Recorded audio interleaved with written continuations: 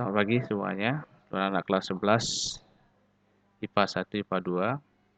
Jadi untuk materi selanjutnya adalah kita akan mencoba membahas mengenai keseimbangan benda tegar.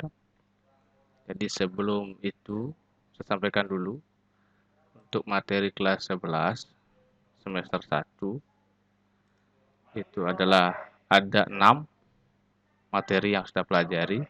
Yang pertama adalah dinamika rotasi dan keseimbangan benda tegar, ada elastisitas dan hukum Hooke, ada fluida statis, ada fluida dinamis, ada suhu dan kalor, dan ada teori kinetik gas. Jadi kemarin pertemuan sebelumnya sudah saya berikan materi mengenai dinamika rotasi dalam bentuk video maupun saya carikan materi di internet. Jadi saya suruh kembali kalian baca dan merangkum apa isinya. Jadi hari ini saya jelaskan satu persatu sehingga kalian bisa lebih paham mengenai materi fisika. Jadi karena belajarnya secara online, kita akan belajar tahap demi tahap, satu persatu.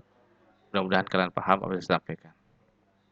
Nah, jadi untuk yang hari ini, kita membahas materi adalah keseimbangan benda tegar, dinamika rotasi, dan keseimbangan benda tegar. Jadi materinya adalah yang pertama torsi, itu ada momen inersia, ada momentum sudut, ada energi pada gerak translasi, ada aplikasi Coulomb Newton, dan yang keduanya adalah keseimbangan benda tegar.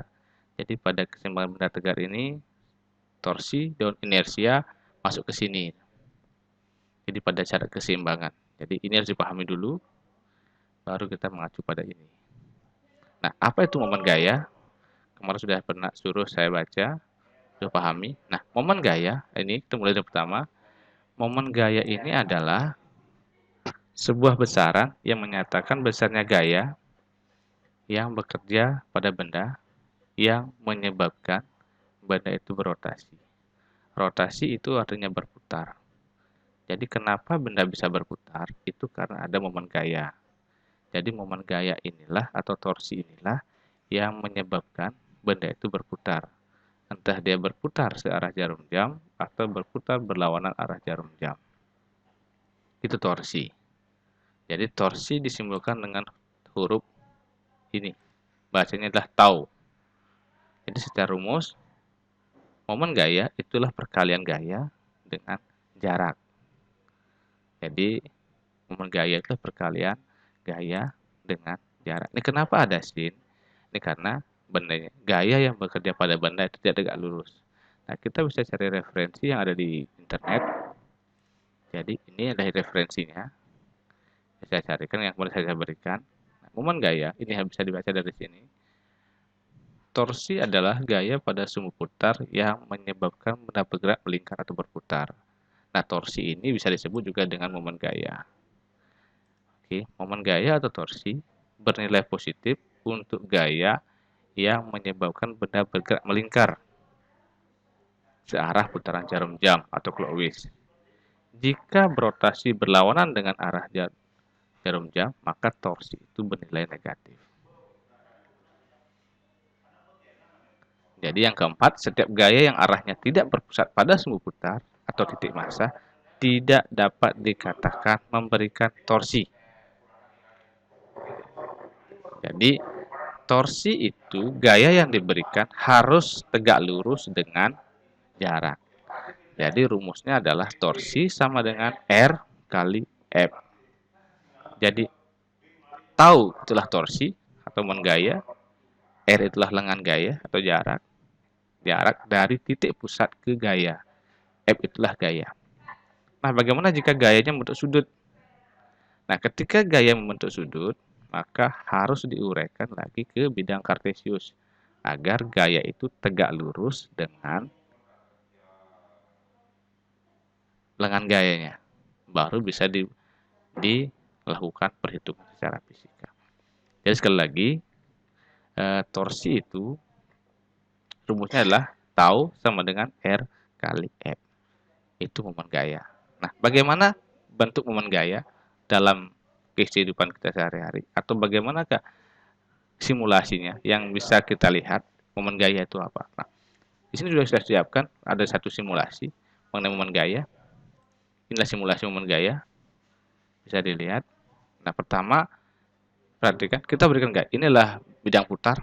Ketika kita beri gaya kita berputar. Anggap kita berikan gaya di sini.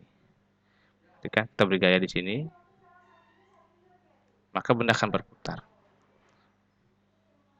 Dia akan berputar searah jarum jam, maka gaya yang tadi kita berikan itu menilai positif. Nah, ketika kita beri torsi seperti ini, dia akan berputar berlawanan arah jarum jam, maka torsi ini menilai negatif. Jadi sekali lagi, momen gaya itu adalah yang menyebabkan benda bergerak rotasi. Nah, nanti akan ada lagi materi inersia. Jadi selain berotasi, juga benda itu memiliki inersia atau kelembaman. Jadi ada beberapa hal yang harus kita bahas di sana. Nah, kalau mau belajar torsi lebih lanjut, ini ada materinya, ada simulasinya. Bisa kita coba nanti. Nanti perhatikan saja konsep torsinya seperti apa. Nah, torsi ini paling sederhana dari pemaparan kita. Kita masuk ke sini dulu, tolong dipahami dulu. Nanti setelah masuk ke sini, baru nanti kita akan masuk. Setelah selesai di sini, kita masuk ke momen inersia. Untuk selanjutnya, ini ada materi juga. Nah, ini adalah momen gaya. Saya sampaikan lagi biar lebih paham, lebih jelas materi itu apa. Nah, benda sekali lagi perhatikan penjelasan saya. Momen gaya itu menyebabkan benda bergerak rotasi. Jadi ini momen gaya. Jadi kenapa bisa berotasi? Karena ada torsi. Kalau torsinya positif, maka arahnya adalah searah jarum jam. Kalau torsinya negatif, maka arah putaran itu berlawanan arah jarum jam. Jadi sekali lagi, secara vektor, torsi dirumuskan dengan tau R kali F. Mohon diingat, R ini adalah tegak lurus dengan F. Baru bisa diperlakukan cross. Kalau belum tegak lurus, silakan nanti diuraikan lebih lanjut lagi. Ya. Bagaimana kalau torsinya ada banyak? Jadi kita uraikan resume. Jadi ketika pada benda bekerja lebih dari satu gaya, maka resultan momennya adalah merupakan penjumlahan vektor dari setiap momen gaya. Nah, sebentar kita akan lihat bagian dalam penjelasan soalnya. Oke, itu saja dulu untuk materi momen gayanya. Nah, selanjutnya ini ada contoh mengenai momen gaya. Nah, ini sudah saya siapkan salah contohnya. Nah, perhatikan. Perhatikan. Nah, ya soal yang pertama, ada 4 buah gaya masing-masing. F1 adalah 10 Newton, F2 10 Newton, F3 10 Newton, dan F4 adalah 10 Newton. Dan panjang batangnya, saya lihat batang, itulah sama-sama 1 meter. Dari A ke B 1 meter, BC 1 meter, CD 1 meter, dan D 1 meter. Maka 1, 2, ada 4 meter panjang totalnya. Jadi, dengan mengabaikan berat batang AI, tentukan momen gaya yang bekerja pada batang dan arah putarannya jika. Perhatikan, porosnya titik A. Yang kedua, porosnya titik D. Nah, poros inilah poros putar. Ketika benda bergerak, berotasi, berputar, maka ada titik porosnya. Titik poros ini dinamakan sumbu putar.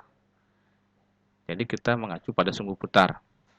Nah, sekarang perhatikan soal yang nomor 1, poros putarnya di titik A. Bagaimana cara menyelesaikannya? Nah, perhatikan sekarang. Nah, untuk soal 1, pembahasannya, poros putar ada di titik A. Ketika poros putar ada di titik A, perhatikan sekarang gayanya. Nah, perhatikan. Ketika poros putar ada di titik A, maka F1 ini berada di A. Apakah F1 ini menghasilkan momen gaya? Sekarang kita lihat. Nah, F1 tidak menghasilkan gaya sama sekali. Kenapa? Karena dia nilainya adalah 0. Kenapa 0? Karena dia berada di titik poros. Maka F1, jaraknya berapa? 0. Maka F1 kali 0 sama dengan 0. Maka yang menghasilkan momen gaya adalah F2, F3, dan F4. Kalau titik porosnya di D, maka yang menghasilkan gaya adalah F4, F3, dan F4, F2, dan F1. F3-nya 0. Kenapa? Karena berada di poros. Nah, perhatikan. Titik poros di titik A.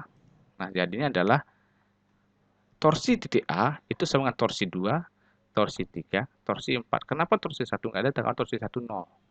Kenapa 0? Karena dia berada di titik poros. Sehingga sekarang kita kalikan saja. F2 berapa? 10. Sekarang dari jarak antara F2 ke poros berapa? Jarak dari titik 2 ke poros adalah 20. Kenapa? Karena 10. 10 itu 20. Sehingga 20 kali 10 itu sama dengan ini. 2 meter kali 10 itu 20. Karena jaraknya tadi 2. Sedangkan jarak dari F3 ke poros berapa? 1, 2, 3, 3. Maka ini adalah 3 kali 10. Sekarang D4. 4-nya adalah, jaraknya adalah dari titik A 1, 2, 3, 4. Maka 4 kali 10 jadi 40. Berarti totalnya adalah 90. Kemana arah putarannya? Perhatikan. Karena titik porosnya di sini, semua gaya yang ada di sini itu adalah membuat benda ini berputar searah jarum jam. Maka putarannya adalah jarum jam, maka nilainya adalah positif. Terus bagaimana ketika titik porosnya adalah D? Ketika titik poros di D, maka yang bekerja itu adalah 3 gaya ini. F1, F2, dan F3. Kita bisa lihat. F2 ini menyebabkan benda berputar searah jarum jam. F1 dan F2 menyebabkan benda berputar berlawanan arah jarum jam. Maka ini bernilai positif, ini bernilai negatif. Sehingga perhatikan, torsi 1 min torsi 2 tambah torsi 4. Torsi 4 positif. Kenapa? Karena dia menyebabkan benda bergerak searah jarum jam. Sedangkan yang ini negatif karena menyebabkan benda berlawan arah jarum jam. Berapa besarnya? Sehingga kita kalikan saya yang tadi, nilainya adalah min 30.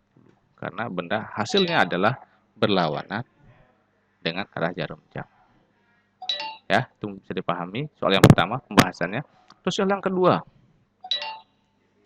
Soal yang kedua, contoh soal. Yang kedua, ada sebuah batang. Panjangnya 2 meter, titik porosnya ada di A, dengan gaya F sebesar 12 Newton untuk sudut 60 derajat. Nah, yang tadi saya bilang adalah torsi itu selalu tegak lurus, gaya selalu tegak lurus dengan jarak. Kalau seperti ini belum tegak lurus.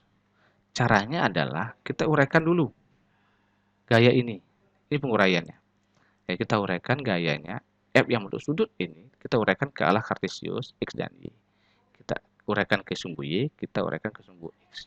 Jadi, hasilnya adalah F sin 60. Kenapa sin? Karena F ini itu adalah berada di depan sudut. Sudutnya ini. Sin. Kalau yang ini, kenapa dia cos? Karena dia mengapit sudut. Ketika mengapit sudut cos, karena berada di depan sudut namanya sin. Jadi F sin. Jadi materi ini berarti trigonometri. Silakan pelajari materi trigonometri kelas matematika. Silahkan dilihat kenapa sin, kenapa cos. Jadi sekarang ada dua gaya, F cos 60 dan F sin. Yang mana kita gunakan? Yang kita gunakan yang tegak lurus. F sin ini kita gunakan. Kita kalikan dengan jarak. Kenapa F cos tidak? Karena F cos ini searah. Tidak tegak lurus, maka nilainya pasti 0. Maka yang kita gunakan, yang menimbulkan torsi adalah F sin 60. Dengan jaraknya ke A adalah 2. Maka dari A ke B adalah 2 meter. Maka kita kalikan berapa torsinya? F sin 60 kali AB. AB ini panjang batang. Maka F sin 60 12 kali sin 60 itu setengah akar 3 kali 2. Nanti dipahami lagi materi sinus dan kosinusnya. Yang kalian pahami itu adalah mudah-mudahan hafalkan, tolong hafalkan itu sudut istimewa. Sin cos sudut istimewa. Dari 0, 30, 45, 60, 90. Itu silakan masih tolong dijadikan, itu tolong dipahami biar nanti ketika ditanya tidak